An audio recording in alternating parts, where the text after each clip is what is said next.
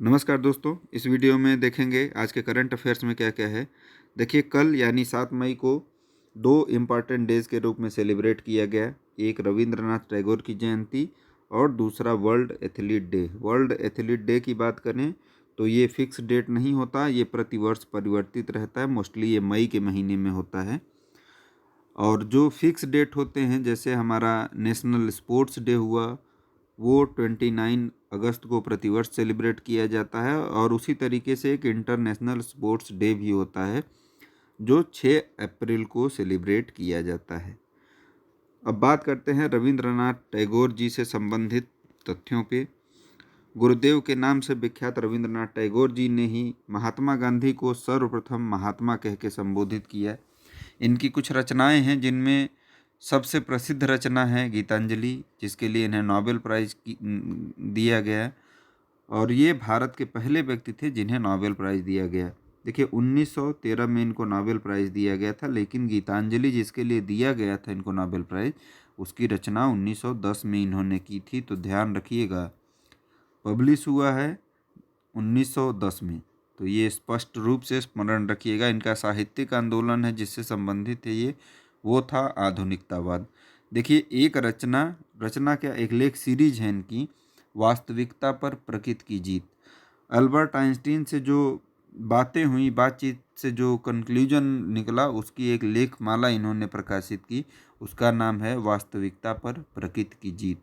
आप में से संभवतः बहुत लोगों को नहीं पता होगा, ज़रूर ध्यान रखिएगा। बहुत महत्वपूर्ण लेख सीरीज है ये। गीतांजलि आपको बता ही दिया गया। उसके अतिरिक्त कुछ और रचनाएं हैं, घर और बाहर, स्कॉलर्स चॉइस, गोरा, और एक बहुत ही इम्पॉर्टेंट, काबुली वाला। ये रचना, सब जितनी भी रचनाएं हैं सभी महत्वपूर्ण हैं। राष्ट्रीय आंदोलन में भी इन्होंने महत्वपूर्ण वैचारिक भूमिका निभाई। तो अब इस बढ़ते हैं आगे, देखते हैं ईरान से संबंधित एक नई मुद्रा प्रणाली विकसित की गई है और मुद्रा का नाम होगा तोमान। इसके पहले जो प्रचलित थी रियाल, उससे इसका जो कन्वर्जन रेट अगर आप निकालेंगे तो एक तोमान को कन्वर्ट यदि करेंगे तो 10,000 रियाल में ये कन्वर्ट होगा। आप देख सकते हैं जो नई मुद्रा है ईरान की। और ये रहा मैप में ईरान। उत्तर तरफ है कैस्पियन सागर। मैप में कई बार आपसे पूछा जाता है कि ईरान के उत्तर क्या है, या जैसे तुर्कमेनिस्तान हो गया उसके वेस्ट में, ऐसी तरीके से पूछ लिया जाता है आपसे। साउथ में है पर्शियन गल्फ, और थोड़ा सा और आप आगे बढ़ेंगे आप तो गल्फ ऑफ ओमान यहाँ पे आपको प्राप्त होगा। और यहीं पे है हॉर्मुज, जो कि बहुत ही इम्पॉर्टेंट स्ट्रेटेजिक पॉइंट रहा है। अभी हाल ही में अमेरिकी हमले में यहाँ के कमांडर, जो चीफ कमांडर थे कासिम सुलेमानी, उनकी मृत्यु हो गई थी। उसके बाद इस्माइल कानी को अभी कमांडर नियुक्त किया गया। उसके अतिरिक्त भारत से एक फ्रूट ट्रेन चली थी जो कि पश्चिमी घाट के बंदरगाह तक जानी थी। उसके बाद वहाँ से ईरान के लिए केले को सप्लाई किया जाना था। तो वो जो फ्रूट ट्रेन चली थी वो भारत के आंध्र प्रदेश स्टेट से चली थी। आंध्र प्रदेश जो कि फलों के उत्पादन में प्रथम स्थान रखता है देश में, तो ये भी स्मरण रखिएगा। और सबसे अधिक वेजिटेबल का प्रोडक्शन की बात है तो वेस्ट बंगाल सर्वाधिक उत्पादन करता है सब्जियों का। अब आगे बढ़ते हैं। आयुष कवच mobile app, Uttar Pradesh government द्वारा इसे रिलीज किया गया है। ये मोबाइल एप्लीकेशन है जो कोरोना से संबंधित सूचनाएं देगा कि क्या क्या आप इस्तेमाल करें जिससे आपकी इम्यूनिटी बूस्ट होगी।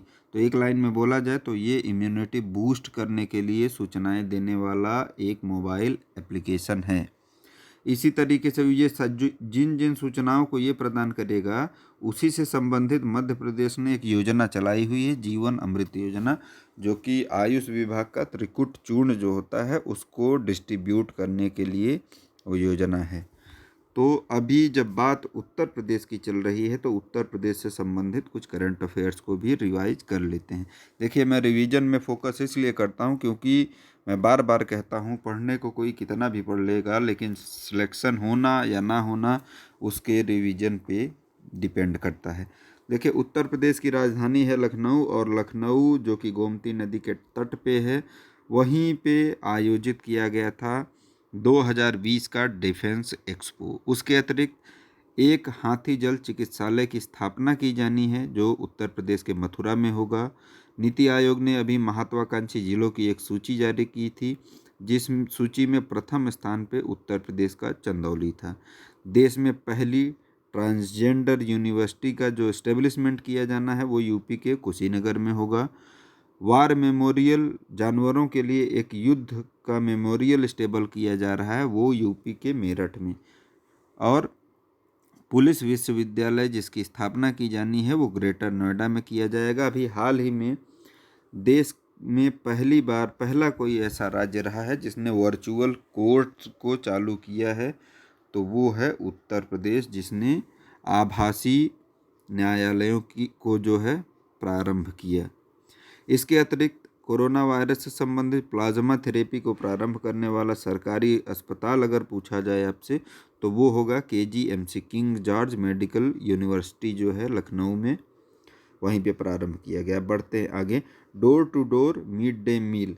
देखिए अभी चूंकि लॉकडाउन चल रहा है और बच्चों के पोषण को ध्यान रखते हुए मध्य प्रदेश सरकार ने अभी door to door mid day meal सेवा प्रारंभ किया गया है। तो अभी MP में ये जो सेवा प्रारंभ किया है वो आपको पहले ही पता होगा। मिड डे मील जो योजना है वो 1995 में प्रारंभ की गई थी। बच्चों के जो पोषण से संबंधित और स्कूल में अटेंडेंस बना रहे, उनकी स्कूलिंग बरकरार रहे, उसके लिए प्रारंभ किया गया था। तो मध्य प्रदेश ने अभी कोरोना वायरस लॉकडाउन के दौरान उनको घर पे वो पोषक भोजन पहुंचाने का काम प्रारंभ किया है। अब बात मध्य प्रदेश की चल रही है तो मध्य प्रदेश से संबंधित कुछ करंट अफेयर्स मैं आपको रिवाइज करा देता हूँ। मध्य प्रदेश दूसरा ऐसा स्टेट है जिसने प्रस्तावना के पाठ को अनिवार्य किया। मध्य प्रदेश ने वीकेंड किया, शनिवार।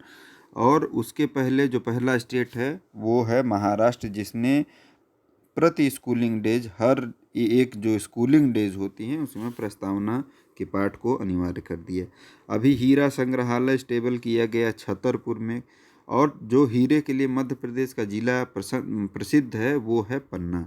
ठीक है।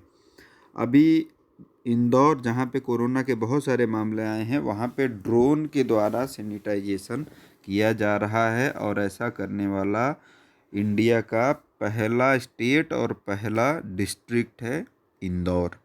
MP जो है वो स्टेट के रूप में पहला है।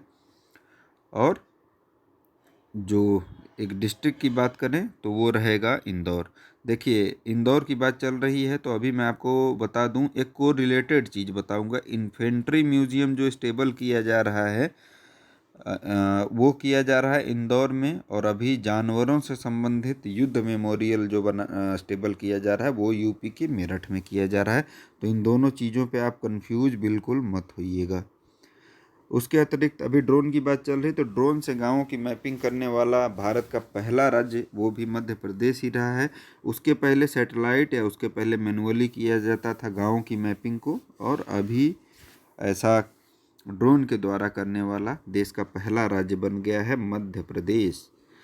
उसके अतिरिक्त अभी नमस्ते ओरछा महोत्सव भी आयोजित किया गया था। प्रतिवर्ष ये बुंदेलखंड के क्षेत्र में ही आयोजित होता है, स्पेशली MP में, तो ध्यान रखिएगा। बढ़ते हैं आगे। एक नई नियुक्ति, नई क्या पुनर्नियुक्ति है ये, अधीर रंजन चौधरी को लोक लेखा समिति का अध्यक्ष दोबारा नियुक्त किया गया। लोक लेखा समिति के कार्य को सबसे पहले मैं आपको बता दूं, जो भी सरकारी व्यय होते हैं उनसे संबंधित सारे प्रपत्र जो होते हैं उनकी जांच करती है लोक लेखा समिति। जो CAG होता है, नियंत्रक एवं लेखा परीक्षक, उसकी भी जो रिपोर्ट्स होती हैं उनकी भी जांच लोक लेखा समिति द्वारा किया जाता है। थोड़ा सा इस समिति के बारे में जान लेते हैं। इस समिति में कुल 22 सदस्य होते हैं। इनमें से 15 सदस्य जो होते हैं वो लोकसभा के होते हैं और 7 सदस्य होते हैं वो राज्यसभा के होते हैं। ठीक है, दोनों सदनों का प्रतिनिधित्व होता है। और भारत में एक परंपरा रही है कि प्रतिपक्ष से ही कोई इसका अध्यक्ष होता है। स्थापना की बात करें इस समिति की तो 1919 के अधिनियम में इसकी स्थापना के लिए प्रावधान किया गया था, लेकिन इसका संचालन प्रारंभ हुआ 1921 से। तो इसका इतिहास भी काफ़ी पुराना रहा है। और अभी अध्यक्ष की बात करें तो अध्यक्ष अधीर रंजन चौधरी रहे हैं, बने हैं, नई नियुक्ति हुई है। दीपक कुमार आरबीएल के सीआरओ नियुक्त किए गए हैं। तो नियुक्ति कई बार आपसे पूछ लिया जाता है। बैंकिंग और इन सब संबंधित क्राइसिस को ध्यान में रखते हुए एक नए पद का आजकल सृजन किया गया है, उसका नाम है सीआरओ, जिसे आम तौर पे आप चीफ रिस्क ऑफिसर कहते हैं। तो उस पद पे नियुक्त किया गया है दीपक कुमार को। बढ़ते हैं आगे। Vijayant at Kargil, the life of Kargil hero. देखिए ये बुक बहुत इम्पॉर्टेंट है और बुक से संबंधित क्वेश्चन हमेशा पूछा जाता है। राइटर या कंटेंट पूछ लिया जाता है। तो राइटर की बात करें तो कर्नल वीएन थापर और नेहा द्विवेदी ने ये लिखा हुआ है। और जो बुक है वो एक तरीके से बायोग्राफी है विजयनाथ थापर की, जिन्होंने कारगिल में अपनी सेवा दी और कारगिल युद्ध के दौरान ही इनको वीर गति प्राप्ति हुई। तो उन्हीं की बायोग्राफी है ये। और राइटर का नाम एक बार फिर से दोहरा देता हूँ, कर्नल वीएन थापर और नेहा द्विवेदी, जो कि उनकी पुत्री हैं, इन्होंने लिखा है।